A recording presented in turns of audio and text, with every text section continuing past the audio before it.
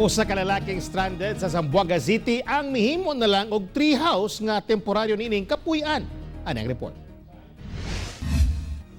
Wa na mapugni ni Jason Lambarte ang iyang gibati dihang miatubang sa GMA News. Temporaryo siyang nagpuyo karon dinhi sa usa ka treehouse nga iyang gihimo sa barangay Zambowood sa Zamboanga City. Kini tungod kay wala na siya nakauli sa ila sa Salug, Zamboanga del Norte, human na stranded tungod sa lockdown sa syudad ug sa ilang lugar. Migamit si Jason og used tarpaulin ug cardboard alang sa iyang treehouse sa punuan sa Mangga.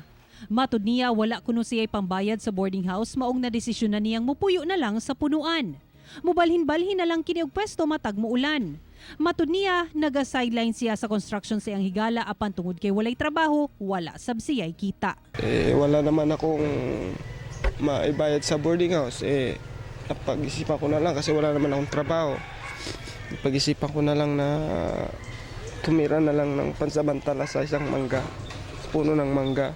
Hinoon mapasalamaton siya tungod kay natagad iyang kahimtang ug gihatagan siya og hinabang sa barangay kapitan sa Zambowood. I give 200 pesos and then I offer sa kanya na boarding house to wherein to stay. At the same time, sabi ko sa kanya kung pwede nga kunin ko siya as barangay job order dito sa Zamboanga. Ako si Sarah Hilomen Velasco para sa One Mindanao.